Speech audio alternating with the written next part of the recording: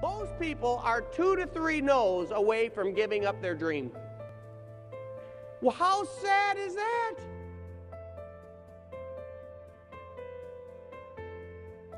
Do you know, I mean, I look at some of the leaders like Chris Brady, some of the leaders like Tim Marks or Claude Hamilton, George Gazzardo, Bill Lewis, or Dan Hawkins. And to get their dream, they've got to be willing to go through thousands of no's. You're like, wait a minute, if most people are 2 to 3 no's away from giving up their dream, and to be a leader, you've got to be able to handle thousands of no's, how are they doing that? They've learned how to turn rejection into energy. They've learned how to take other people's, when you get thrown lemons at you, turn them into lemonade, and you'll never be thirsty. Are you following? Let me just give you a couple examples from my life.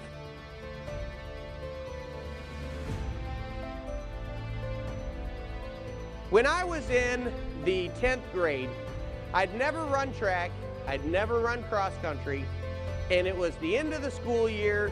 It's like the last month of school, and we were raising money for a sports program the next year, and we were going to do a lapathon program. And that was you go to the track and you run as many laps as you can in an hour time. Now remember, I've never run in my life at this point. I'm a sophomore.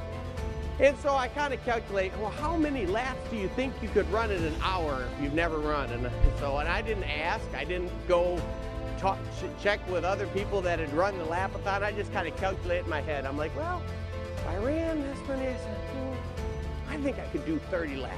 Yeah, I think I can do 30 laps in an hour.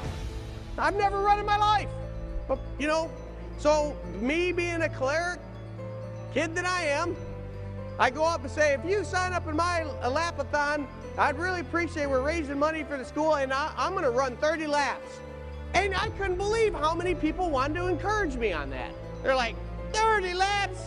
The track team's not even going to run 30 laps. You're not going to run 30 laps. And then I'd go tell the next person, you don't know something about it. I'd tell somebody else, they told me. After a while, I'm starting to think, maybe I'm crazy to think, 30 laps. But I just happened to be enough of a cleric. I'm like, all right. So now no one was signing it because I was getting mad at everybody and arguing with them. So the next day, I come up with a different plan. I said, I'm going to run 30 laps or your money back. Man, I couldn't believe all the people were signing. Look at, you said I'm not going to run it, money. Just put your money where your mouth is. Amazing how many people. I had filled the first page, got another one, filled the second. I mean, I'm talking hundreds upon hundreds of dollars for a kid that had no money, you know. I'm raising a lot of money for the program if I can do 30 laps. So I go home, my dad had run cross country. I said, Dad, I'm going to run 30 laps. Now my dad, you know, he was one of my greatest encouragers, but for whatever reason, 30 laps and a kid that had never run, which I can see now, I can see what he was talking about, because I'd probably do the same, being a dad. But he said, you know, son, you've never run before. You run 30 laps, your legs are going to practically fall off. You know, it's like, are you sure you want to do this? I'm like, Dad, I really need to run these 30 laps. Look at all this list. He says, man, I don't know. I don't think you should do it, you know. And so now it's even, I mean, everybody, nobody believes I can do it. So I'm like, well, I probably should do some running, preparing, you know, because I got about a week left. And so what I did is I ran about 1/8 of a mile up the end of my street, turned around, ran back. Oh, that's good. Feel pretty good. I'm ready to go. No practice, no nothing. The day of the race, I asked my dad, hey, said, Dad, you going to come up there? He says, yeah, I'll come up there. He's like, well, I still think you're crazy, but, you know, I can tell you're going to do this. So he comes up. He sits in the stands, and he's got a stopwatch, because I said, I want you to time me. Because if I'm at 29 laps and there's a minute and a half left, you got to yell, because I'm going to sprint, you know. I'm getting 30 laps or I'm dying on that track. So we're supposed to start at, I believe it was 7 o'clock and run from 7 to 8, or 6 o'clock and run from 6 to 7, whatever. But we started late. We started at 6:05 or 7:05. We started 5 minutes late, and my dad neglected to put that into his calculation. Just remember that point for later. So I start running, you know. I'm like, I better take it easy, and I run, you know. And, you know, the first 10 minutes, I'm feeling pretty good. And the second 10 minutes, feeling pretty good. And I'm running around, and they're keep track of my times. And so far, I'm on pace and running. And, you know, I'm seeing some of the top people on the track team, and I'm like, well, I'm keeping up with them, and then you know, I'm running, I'm within the top 2 or 3 people at the halfway mark. I'm thinking, okay, I just got to keep going, you know, and so I just keep running, and I'm just focusing. I'm focusing on one thing. Every time I start getting tired, I go back to any number of people on that list that had volunteered to give me free energy. I don't know, maybe I'm wired totally wrong, I don't know. But if somebody tells me I can do something, that gives me about a volt of energy. If someone tells me I can't do something, that gives me about 5 volts of energy. And for whatever reason, people have always volunteered to give me energy in life. They go out of their way to want to help me succeed. It's just the most gracious thing in the world.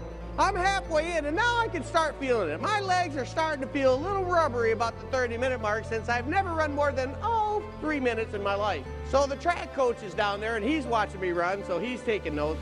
30 minutes, and so every lap, I say, I'm gonna dedicate this lap to so-and-so. And now I get to 20 laps, and 21 laps, and 22 laps, and 23 laps.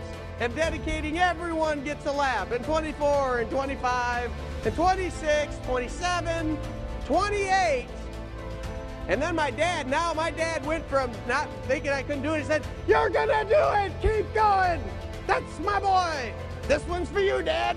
So we get to 29 laps, and right when I'm coming up to 29 laps, he says, Orrin, you only got 50 seconds left. And I'm calculating, is it possible to run a 50-second quarter? And I'm like, I don't know if it's possible, but I'm going for it. And I took off in a sprint. I'm in a dead sprint. I'm passing everybody. Vroom, vroom. I'm sprinting on 50 seconds. And I hit that third thing. I'm like, that's got to be about 50, but I don't hear the clock. And I sprint, get to pass the finish line, and fall down over the line at 30. And I'm dying. And the track coach says, you still got 4.5 minutes left. I look at my dad. Whose side are you on here? So with 4.5 minutes left, I'm exhausted. I just sprinted. I only made one more lap, so I finished at 31, you know. I can't even begin to tell you how good it felt to collect on that Monday morning. I never hurt so bad. I was like this going down the stairs, but it didn't matter. No amount of pain was gonna stop me from the sweetness it felt to collect on those Lapathon dollars. You gotta have that